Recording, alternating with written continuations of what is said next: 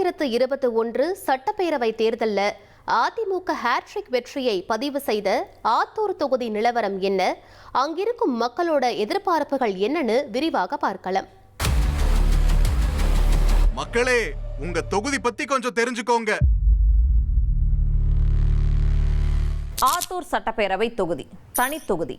சேலம் மாவட்டத்தில் ஆத்தூர், பெத்தநாயக்கன்பாளையம், கீரிப்பட்டி, ஏத்தாப்பூர், நரசிங்கபுரம் உள்ளிட்ட பகுதிகளை உள்ளடக்கிய தொகுதி. விவசாயமே இந்த தொகுதி மக்களுடைய பிரதான தொழிலா இருக்கு. மரவள்ளி கிழங்கு அதிகமாக விளையிற இந்த பகுதியில ஜவ்வரிசி மற்றும் ஸ்டார்ச் மாவு தயாரிக்கும் சேகோ தொழிற்சாலைகள் அதிகமாக செயல்படுது. இதுல பெத்தநாயக்கன்பாளையம் வட்டாரங்கள்ல வெற்றிலை பாக்கு சாகுபடி அதிக அளவுல நடக்குது.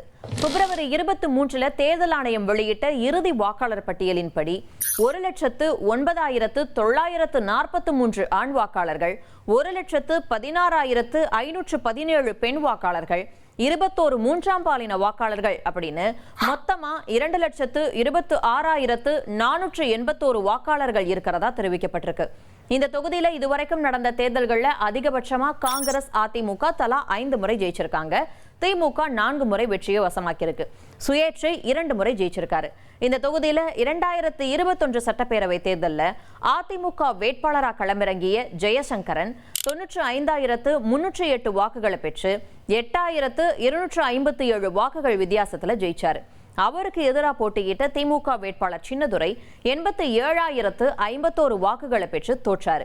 2011 தேர்தலில் காங்கிரசிடமிருந்து தொகுதியை பறிச்ச அதிமுக தொடர்ச்சியா ஹேட்ரிக் வெற்றியை பதிவு செஞ்சது.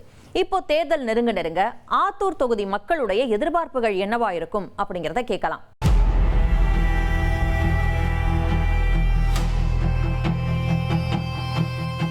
ஆத்தூர் நகர சுற்று வட்டாரங்கள் நிறைய கிராமங்கள் இருக்கு. இந்த கிராமத்துல பாத்தீங்க அப்படின்னா நிறைய பிரசவ கேஸுங்க, எமர்ஜென்சி கேஸ்லாம் நிறைய பிளட் கிடைக்காம ரொம்ப சிரமத்துக்குள்ளாக்கிட்டு இருக்காங்க. ஸோ அதனால ஆத்தூர் நகர மக்கள் பயன்பெறும் வகையில ஒரு ரத்த வங்கி அமைஞ்சா சரியா இருக்குங்கிறது எங்களோட கருத்துங்க. நம்ம ஆத்தூர் நகரப்புறங்கள் பார்த்தீங்கன்னா குடிநீர் சரியான முறையான நேரங்கள்ல தினங்கள்ல மக்களுக்கு விநியோகம் செய்யறது இல்லை. அது இல்லாமல் அடிப்படை சாக்கடை வசதி கடந்த 5 ஆண்டு காலமா சாக்கடை வசதி முற்றிலுமே முடங்கி கிடக்குது. சுத்தமாக செஞ்சு கொடுக்கறது. அதை உடனடியாக மக்களுக்கு சாக்கடை வசதி அமைத்து கொடுக்குமாறு கேட்டுக்கொள்கிறேன். மரவள்ளி கிழங்கு விவசாயிகளுக்கு உண்டான மரவள்ளி கிழங்கு நிறைய உற்பத்தி ஆகுது. ஜவ்வரிசி அது இதெல்லாம் நிறைய உற்பத்தி ஆகுறதுனால அவங்களுக்குன்னு ஒரு நல்ல விலை நிர்ணயமோ அதுக்கு ஒரு நல்ல சேமிப்பு கிடங்கு தேவைன்ற நீண்ட நாள் கோரிக்கை ஆத்தூர் மக்களின் கோரிக்கை. ஆத்தூரை மாவட்ட தலைமையிடமா இருந்துச்சு அப்படின்னா எங்களுக்கு ஆத்தூர் பகுதி மக்களுக்கு அது மிகவும் பயனுள்ள வகையில இருக்கும். அதனால ஆத்தூர் பகுதியை ஆத்தூரை தலைமையிடமாக கொண்டு மாவட்டமா அறிவிக்கணும் அப்படிங்கிறது எங்களுடைய நீண்ட நாள் கோரிக்கை.